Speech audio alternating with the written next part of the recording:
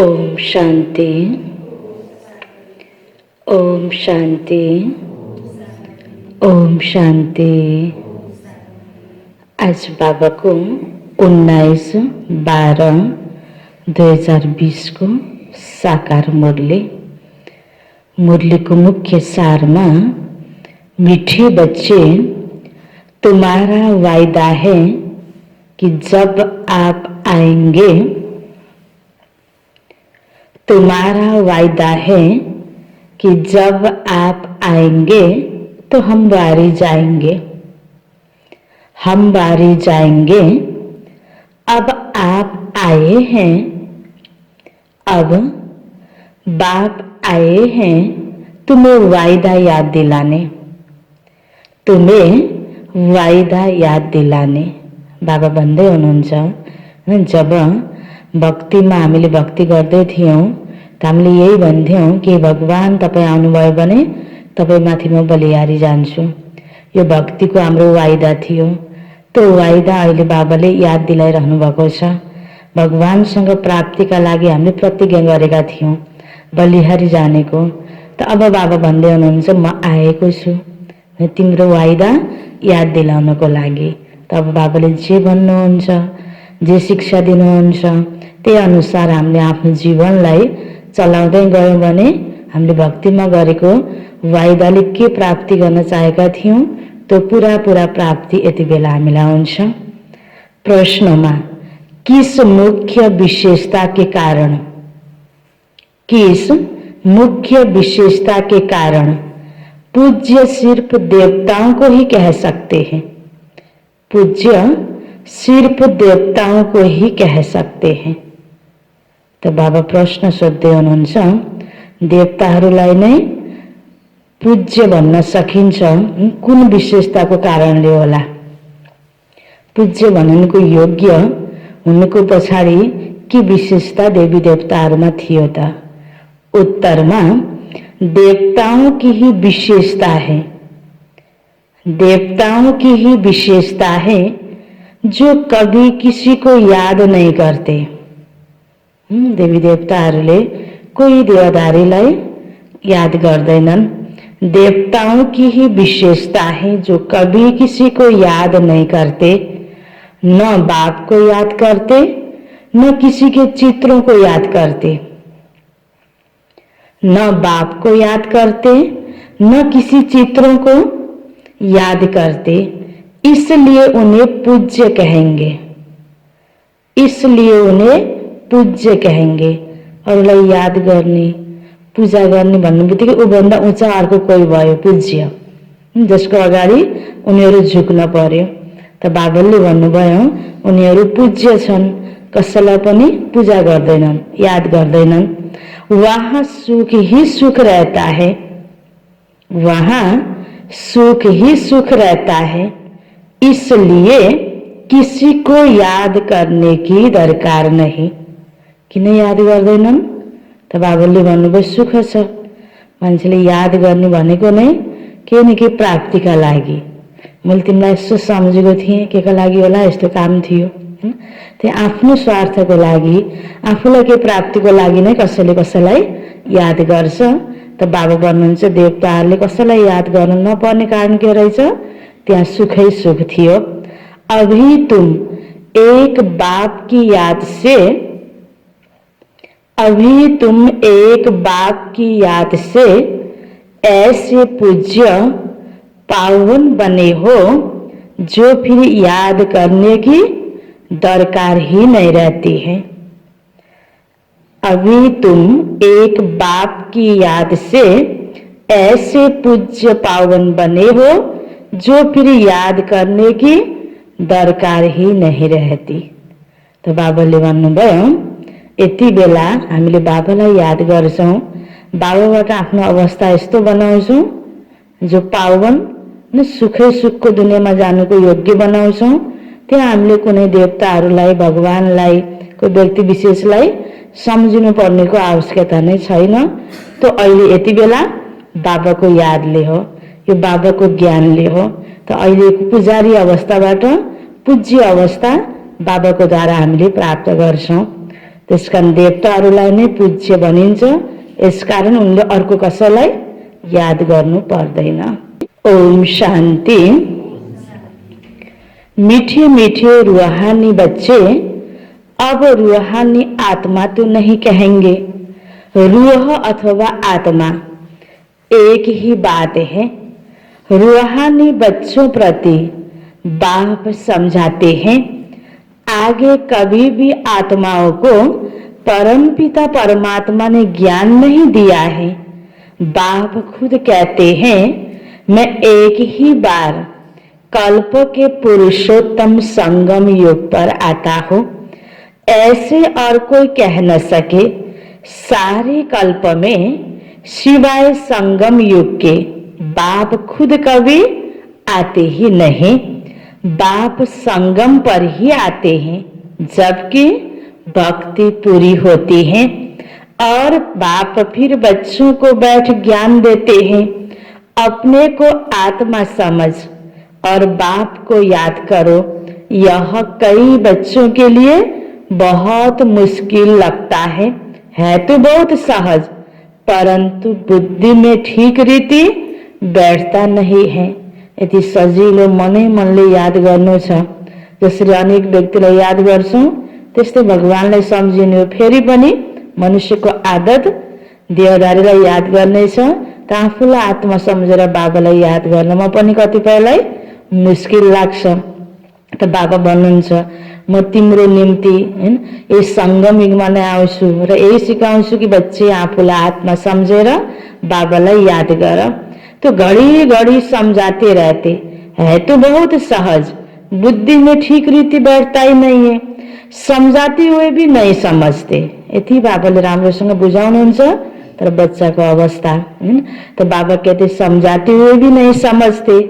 School में teacher 12 मास पढ़ाते हैं फिर भी कोई नापास हो पढ़ते हैं। के लाग्छ र उसको बुद्धि नहीं त्यही स्तरको छ, यसको क्षमता नै त्यही छ। जति राम्रो शिक्षक भए पनि नालायक विद्यार्थीले सिक्नै सक्दैन। कतिपयले झन् टुटी फुटी कता कता आफूले अध्ययन गरेर पनि स्कुलमा गएर प्राइभेट परीक्षा दिएर पनि पास हुन्छ हैन। आफ्नो आफ्नो बुझाइको स्तर हुन्छ। त बाबा भन्नुहुन्छ कतिपय बच्चाहरू फेल हुन्छन्। यह बेहद का बाप भी रोज बच्चों को पढ़ाते हैं फिर भी कोई को धारणा होती है, कोई भूल जाते हैं। मुख्य बात तो यही समझाई जाती है कि अपने को आत्मा समझो और बाप को याद करो। बाप ही कहते हैं मामेकम याद करो और कोई मनुष्य मात्र कभी कह नहीं सकेंगे। बाबा कहते मैं एक ही बार आता हूँ, कल्प के बाद फिर संगम पर एक ही बार तुम बच्चों को समझाता हो। तुम ही यह ज्ञान प्राप्त करते हो, दूसरा कोई लेते ही नहीं। प्रजापिता ब्रह्मा के तुम मुख वंशावली ब्राह्मण इस ज्ञान को समझते हो। जानते हो कल्प पहले भी बाप ने इस संगम पर यह ज्ञान सुनाया था। तुम ब्राह्मणों का ही पाठ है, इन बणों में भी फिरना तो जरूर है और धर्म वाले इन बणों में आते नहीं हैं। भारतवासी ही इन बणों में आते हैं, ब्राह्मण भी भारतवासी ही बनते हैं, इसलिए बाबा को भारत में आना पड़ता है। तुम हो प्रजापिता ब्रह्मा के मुख वंशावली ब्राह्मण। ब्राह्मणों के बाद फिर हैं देवताएं और क्षत्रिय। क्षत्रिय कोही बनते नहीं है हैन। बाबा देवता बनाउनको लागि पढाउन आउनु भएको छ। देवता बन्ने क्रममा जो पूरा देवता बन्न सक्दैन ऊ अटोमेटिक क्षेत्रीय कुलमा जानुको लायक भइहाल्छ। त्यसकारण बाबाले भन्नु क्षेत्रीय कोई बनते नहीं, तुमको तो ब्राह्मण बनाते हैं फिर तुम देवता बनते हो। वही फिर धीरे धीरे कला कम होती तो उनको क्षेत्रीय कहते हैं। क्षेत्रीय अटोमेटिकली बनना है। देवताले पनि पुनर्जन्म लिएर क्षेत्रीय घरानामा पुग्नु नै पर्छ र कोही फेरि सिधै परमधामबाट क्षेत्रीय घरानामा जन्म लिन आउने पनि हुन्छ। यसरी बाबा भन्नुहुन्छ अटोमेटिक क्षेत्रीय घरानाको हुन्छ। त्यसपछि वैश्य शूद्र पनि पुरुषार्थ गरेर बन्नु पर्दैन। कसैले पनि कुनै पनि सही कार्य गर्छ, सही कार्य गर्नको लागि भनिराख्नुपर्छ, सम्झाइराख्नुपर्छ, मेहनत गर्नुपर्छ, पुरुषार्थ गर्नुपर्छ। तर गलत गर्नलाई सम्झाउन पर्दैन नि, गल्ती अटोमेटिक गर्छन् आफ्नो आफ्नो स्तर अनुसार। त्यस्तै बाबाले भन्छ कुनै पनि नयाँ कुरा पुरानो भन्छ अटोमेटिक भन्छ, पुरानो बनाउनु नै पर्दैन। टुट्ने फुट्ने पुरानो हुने यो बनाउनु पर्दैन, नयाँ बनाउन पर्छ, राम्रो बनाउनु पर्छ, असल बनाउनु पर्छ, तर खराब कहिले बनाउनु नै पर्दैन। त्यसरी नै देव आत्माहरू पनि बिस्तारै बिस्तारै कला कम हुँदै हुँदै गिरावट तर्फ जान्छन्। तो बाबा तो आकर ब्राह्मण बनाते हैं, फिर ब्राह्मण से देवता, फिर वही क्षत्रिय बनते हैं। तीनों धर्म एक ही बाप अभी स्थापन करते हैं। ऐसे नहीं कि सतयुग त्रेता में फिर आते हैं। मनुष्य न समझने के कारण कह देते सतयुग त्रेता में भी आते हैं। बाबा कहते मैं युगे युगे नहीं आता हूँ, भक्तिमा भगवान युगे युगे आउनुहुन्छ, सत्य त्रेतामा पनि आउनुहुन्छ, द्वापरमा पनि आउनुहुन्छ। युगे युगे भनेपछि त यही त भयो नि, हरेक युगमा आउने। तर बाबाले के भन्नुभयो, भगवान स्वयं आफूले भन्दै हुनुहुन्छ कि म युगे युगे आउँदिन, केवल संगम युगमा आउँछु।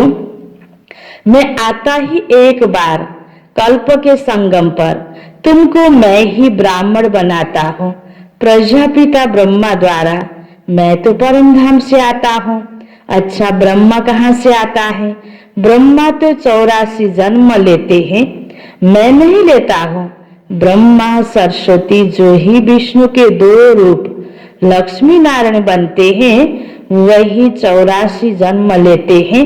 फिर उनके बहुत जन्मों के अंत में प्रवेश कर इनको ब्रह्मा बनाता हूँ। इनका नाम ब्रह्मा मैं रखता हूँ। यह कोई इनका नाम अपना नहीं है। बच्चे का जन्म होता है तो छठी करते हैं, जन्मदिन मनाते हैं। इनकी जन्म पत्री का नाम तो लेखराज था, वह तो छोटेपन का था, अभी नाम बदला है, जबकि इनमें बाबा ने प्रवेश किया है संगम पर। सो भी नाम बदलते तब है जबकि यह वानप्रस्थ अवस्था में है। 60 वर्ष पुगेपछि नै शिव बाबाको प्रवेशता भएको। त्यसपछि नै बाबाको प्रवेशतापछि बाबाले कर्तव्यवाचक नाम दिनुभयो ब्रह्मा। वह सन्यासी तो घर बार छोड़कर चले जाते हैं, तब नाम बदलता है। यह तो घर में ही रहते, इनका नाम ब्रह्मा रखा, क्योंकि ब्राह्मण चाहिए ना। तुमको अपना बनाकर पवित्र ब्राह्मण बनाते हैं, पवित्र बनाया जाता है। ऐसे नहीं कि तुम जन्म से ही पवित्र हो, तुमको पवित्र बनने की शिक्षा मिलती है। कैसे पवित्र बने, वह है मुख्य बात। तुम जानते हो भक्ति मार्ग में पूज्य एक भी हो नहीं सकता। मनुष्य गुरुओं आदि को माथा टेकते हैं, क्योंकि घर बार छोड़कर पवित्र बनते हैं। बाकी उनको पूज्य नहीं कहेंगे। त्यसले घर बार छोडेर सन्यास लिएको छ भक्तिमा, उनीहरूलाई पनि पूज्य भन्न मिल्दैन। पूज्य वह जो किसी को याद न करे। मनुष्य आत्माले त कुनै न कुनै कारणवश एक अर्कालाई याद गरिरहेको हुन्छ। सन्यासी लोग ब्रह्म तत्व को याद करते हैं ना, प्रार्थना करते हैं। सतयुग में कोई को भी याद नहीं करते। त्यसले प्राप्तिका लागि कसैलाई याद गर्छ, कोही व्यक्ति विशेषलाई, स्थान विशेषलाई, हैन, कोही भगवानलाई, प्रकृतिलाई, कहीँ पनि उसले सम्बन्ध जोड्छ पाउनको लागि भने वो पूज्य भएन। तो बाबा भन्नुहुन्छ, अब बाबा कहते तुमको याद करना है एक को, वह तो है भक्ति। तुम्हारी आत्मा भी गुप्त है, आत्मा को यथार्थ रीति कोई जानते नहीं। सतयुग त्रेता में भी शरीरधारी अपने नाम से पाठ बजाते हैं। नाम बिगड़ तो पाठधारी हो न सके। कहाँ भी शरीर पर नाम जरूर पड़ता है, नाम बिगड़ पाठ कैसे बजाएंगे। बाबा ने समझाया है, भक्ति मार्ग में गाते हैं, आप आएंगे तो हम आपको ही अपना बनाएंगे, दूसरा न कोई, हम आपका ही बनेंगे। यह आत्मा कहती है। भक्ति मार्ग में जो भी देहधारी हैं, जिनके नाम रखे जाते हैं, उनको हम नहीं पूछेंगे। जब आप आएंगे तो आप पर ही कुर्बान जाएंगे। कब आएंगे यह भी नहीं जानते। अनेक देवधारियों की, नामधारियों की पूजा करते रहते।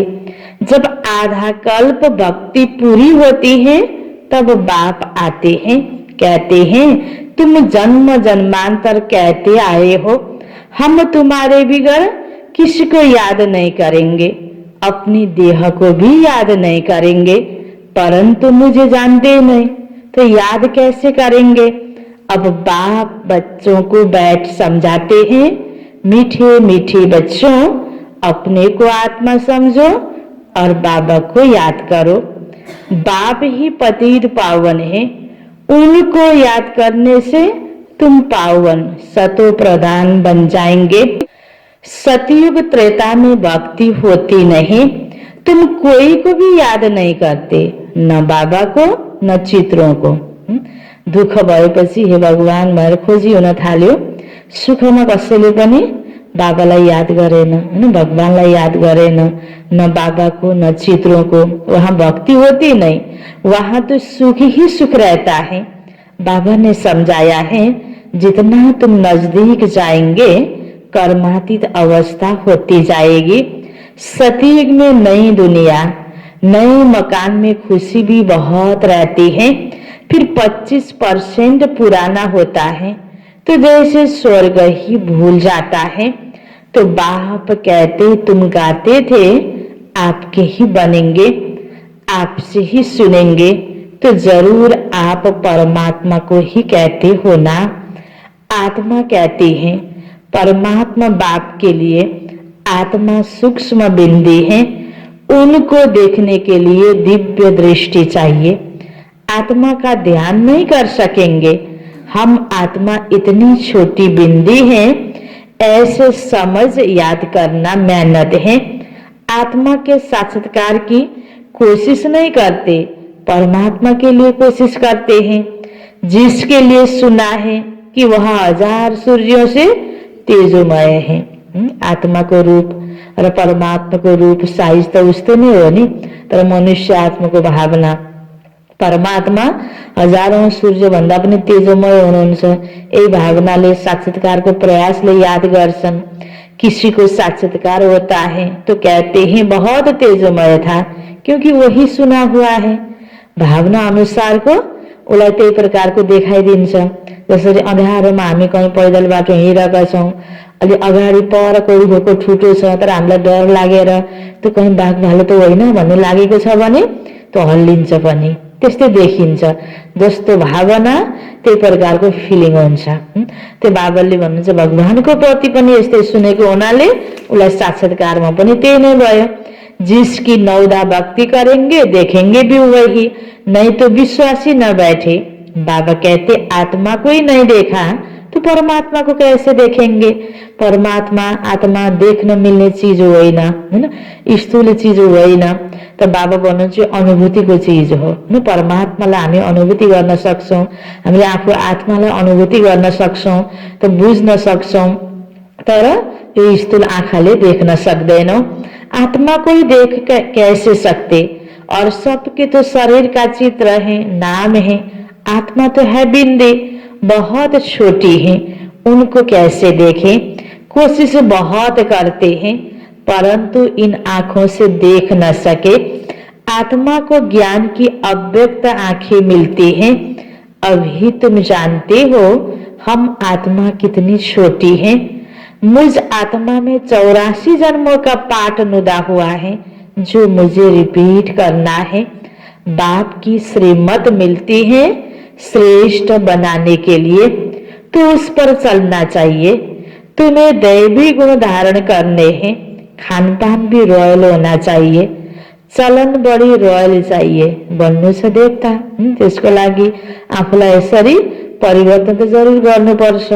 तो बाबा सिकाउँदै हुनुहुन्छ, बाबा की श्रीमत मिलती है श्रेष्ठ बनने के लिए। श्रेष्ठ अर्थात देशको चलन रोयल होस्, खान पान उठाई बसाई सबै तरिकाहरू के हुनुपर्छ, रोयल हुनुपर्छ। हैन, म जस्तो पनि छु जे पनि छु ठिक छु भने तो फेरि न पक्का ब्राह्मण बन्न सकेको छ, न भोलि पक्का देवता बन्न सक्छ।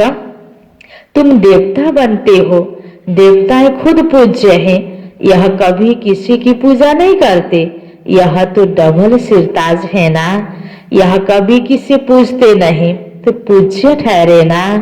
सतीक में किसी को पूजने की दरकारी नहीं, बाकी हाँ एक दो को रिगड़ जरूर देंगे, सम्मान जरूर देंगे।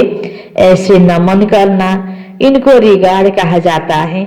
ऐसे नहीं कि दिल में उनको याद करना है, कुनै स्वार्थवश कुनै कारणवश सम्झिनु परेन। बाँकी भेट हुन्छ, परिवारमा एक आपसमा बस्दा उठ्दा एक अर्काको प्रति प्यारको भावना, सम्मानको भावना त्यो त जरुर छ। बाबा भन्नुहुन्छ नमन गर्नु, रिगार्ड दिनु, यो त जरुर हुन्छ। बाकी हाँ एक दो को रिगार्ड जरूर देंगे, रिगार्ड तो देना ही है। जैसे प्रेसिडेंट हैं, सब रिगार्ड रखते हैं, जानते हैं यह बड़े मर्तबे वाला है, नमन थोड़ी करना है। तो बाप समझाते हैं यह ज्ञान मार्ग बिल्कुल अलग चीज है। इसमें सिर्फ अपने को आत्मा समझना है, जो तुम भूल गए हो। शरीर के नाम को याद कर लिया है, काम तो जरूर नाम से ही करना है, बिगर नाम किसको बुलाएंगे कैसे। भल तुम शरीरधारी बन पाठ बजाते हो, परंतु बुद्धि से शिव बाबा को याद करना है। कृष्ण के भक्त समझते हैं हमको कृष्ण को ही याद करना है। बस जिधर देखता हो कृष्ण ही कृष्ण है, कि नहीं कृष्ण को प्रति भावना छ। हम भी कृष्ण, तुम भी कृष्ण। अरे तुम्हारा नाम अलग, उनका नाम अलग है। बोलाउनको लागि शरीरको नाम तो अलग अलग राखेको छ। सब कृष्ण ही कृष्ण कैसे हो सकते? सबका नाम कृष्ण थोड़ी आता होता है, जो आता सो बोलते रहते। अब बाप कहते भक्ति मार्ग के सब चित्रों आदि को भूल, एक बाप को याद करो। चित्रों को तुम पतित पावन नहीं कहते। हनुमान आदि पतित पावन थोड़ी है, अनेक चित्र हैं, कोई भी पतित पावन नहीं है। तर मनको कारणले गर्दा जसको पनि चित्र राख्ने, उसको पूजा गर्ने यो चलन हैन यति बढेको छ, अनेकौंको पूजा हुन्छ आज। तर बाबाले भन्नुभयो सबैलाई पावन बनाउनुको योग्य आज जसको पूजा गरिन्छ सबै देवी देवताहरू छैनन् यति बेला। तो बाबा कहते हनुमान आदि पतित पावन थोड़े हैं, अनेक चित्र हैं, कोई भी पतित पावन ही नहीं है। कोई भी देवी आदि जिसको शरीर है उनको पतित पावन नहीं कहेंगे। 6-8 भुजाओं वाली देवियां आदि बनाते हैं, सब अपनी बुद्धि से हैं। यह है कौन? यह तो जानते नहीं। यह पतित पावन बाप की औलाद मददगार है, यह किसी को भी पता नहीं है। तुम्हारा रूप तो यह साधारण ही है, यह शरीर तो विनाश हो जाएंगे। ऐसे नहीं कि तुम्हारे चित्र आदि रहेंगे, यह सब खत्म हो जाएंगे। वास्तव में देवियां तुम हो, नाम भी लिया जाता है, सीता देवी, फलानी देवी। राम देवता नहीं कहेंगे, है ना, लेडीज को नाम में देवी शब्द जोड़ेको छ। तो बाबा कहते राम देवता नहीं कहेंगे, फलानी देवी व श्रीमती कह देते, वह भी रॉन्ग हो जाता है। किन देवी देवता भन्नुको लायक त अहिले यति बेला कोही पनि छैन, पूजनीय छैन, पवित्र छैन। अब पावन बनने के लिए पुरुषार्थ करना है। तुम कहते भी हो पतित से पावन बनाओ, ऐसे नहीं कहते कि लक्ष्मी नारायण बनाओ। पतित से पावन भी बाप बनाते हैं, नर से नारायण भी वह बनाते हैं।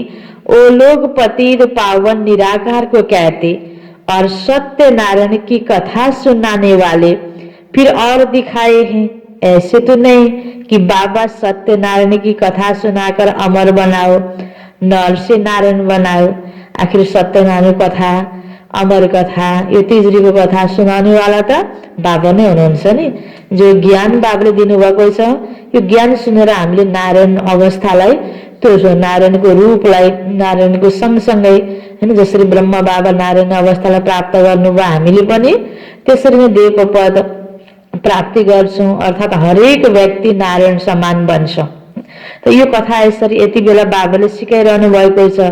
तो बाबा ही सत्यनारायण की कथा सुनाकर पावन बनाते हैं, तुम फिर औरों को सत्य कथा सुनाते हो। यही कथा हो, यही ज्ञान मुरली हो, यही ज्ञान को आधार में सुनाइने ज्ञान का कोर्सहरू हो। सत्यनारायण को कथा बनेको रियलमा बाबा भन्दै हुनुहुन्छ, किनकि यही ज्ञानले सत्यनारायण बन्न सकिन्छ। और कोई जान न सके, तुम ही जानते हो। भले तुम्हारे घर में मित्र संबंधी भाई आदि हैं, परंतु वह भी नहीं समझते। अच्छा, मीठे मीठे सिकिलदे बच्चों प्रति माता पिता बाप दादा का याद प्यार और गुड मॉर्निंग। रूहानी बाप की रूहानी बच्चों को नमस्ते, रूहानी बच्चों की रूहानी बाप को याद प्यार गुड मॉर्निंग और नमस्ते नमस्ते। धारणा को लागि मुख्य सार पहिलो पॉइंट में स्वयं को श्रेष्ठ बनाने के लिए, स्वयं को श्रेष्ठ बनाने के लिए बाप की जो श्रीमत मिलती है, बाप की जो श्रीमत मिलती है उस पर चलना है। दैवी गुण धारण करने हैं। स्वयं को श्रेष्ठ बनाने के लिए बाप की जो श्रीमत मिलती है उस पर चलना है। दैवी गुण धारण करने हैं। खान पान चलन सब रॉयल रखना है। खान पान चलन सब रॉयल रखना है। दूसरा पॉइंट, एक दो को याद नहीं करना है। एक दो को याद नहीं करना है, लेकिन रिगार्ड जरूर देना है, लेकिन रिगार्ड जरूर देना है। पावन बनने का पुरुषार्थ करना और कराना है। पावन बनने का पुरुषार्थ करना और कराना है। वरदान बाबा को सर्व खजानों को समय पर यूज कर, सर्व खजानों को समय पर यूज कर निरंतर खुशी का अनुभव करने वाले, सर्व खजानों को समय पर यूज कर निरंतर खुशी का अनुभव करने वाले खुश नसीब आत्मा भव, खुश नसीब आत्मा भव। विस्तार में बाप दादा द्वारा ब्राह्मण जन्म होते ही, बाप दादा द्वारा ब्राह्मण जन्म होते ही सारे दिन के लिए, सारे दिन के लिए अनेक श्रेष्ठ खुशी के खजाने प्राप्त होते हैं। अनेक श्रेष्ठ खुशी के खजाने प्राप्त होते हैं। इसलिए आपके नाम से ही, इसलिए आपके नाम से ही अब तक अनेक भक्त अल्पकाल की खुशी में आ जाते हैं, अल्पकाल की खुशी में आ जाते हैं। आपके जड़ चित्रों को देखकर खुशी में नाचने लगते हैं। आपके जड़ चित्रों को देखकर खुशी में नाचने लगते हैं। ऐसे आप सब खुश नसीब हो, ऐसे आप सब खुश नसीब हो। बहुत खजाने मिले हैं, बहुत खजाने मिले हैं, लेकिन सिर्फ समय पर यूज करो, सिर्फ समय पर यूज करो। चाबी को सदा सामने रखो, चाबी को सदा सामने रखो, अर्थात सदा स्मृति में रखो, सदा स्मृति में रखो और स्मृति को स्वरूप में लाओ। स्मृति को स्वरूप में लाओ तो निरंतर खुशी का अनुभव होता रहेगा, निरंतर खुशी का अनुभव होता रहेगा, है ना। बाबाले जो सबै प्रकारको खजाना हामीहरूलाई दिनुभएको छ, त्यो खजानालाई निकाल्नको लागि बाबाले भन्नुभयो चाबी स्मृति रूपी चाबी सधैँ साथमा राख, यो चाबीलाई युज गर। जो पनि बाबाले खजाना दिनुभएको छ यसलाई स्मृतिमा राख। म सदा खुश नसिब आत्मा हुँ। त यसरी सधैँ सधैँ तिमीले खुसीको अनुभूति गर्न सक्छौ, यस्तो खुश नसिब आत्मा बन भनेर बाबाले वरदान दिनुभयो। स्लोगन, बाप की श्रेष्ठ आशाओं का दीपक जगाने वाले ही कुल दीपक है। बाप की श्रेष्ठ आशाओं का दीपक जगाने वाले ही कुल दीपक है। बाबाको के आशा छ हाम्रो प्रति, त्यो अनुसारको हामीले कर्म कर्तव्य गर्छौं भने हामी कुल दीपक बन्न सक्छौं। बाबाको आशालाई पूरा गर्नेवाला नै हैन त बाबा भन्नुहुन्छ कुल दीपक हो। मुरलीको सारमा बाबाले भन्नुभएको थियो, मीठी बच्चे तुम्हारा वायदा है कि जब आप आएंगे तो हम हारी जाएंगे। अब बाप आए हैं तुम्हें वायदा याद दिलाने। प्रश्न उत्तर में थियो, किस मुख्य विशेषता के कारण पूज्य सिर्फ देवताओं को ही कह सकते हैं? देवताओं की ही विशेषता है जो कभी किसी को याद नहीं करते, न बाबा को याद करते न किसी के चित्रों को याद करते, इसलिए उन्हें पूज्य कहेंगे। वहां सुख ही सुख रहता, इसलिए किसी को याद करने की दरकार नहीं। अभी तुम एक बाप की याद से ऐसे पूज्य पावन बने हो जो फिर याद करने की दरकार ही नहीं रहती। अच्छा, ओम शांति।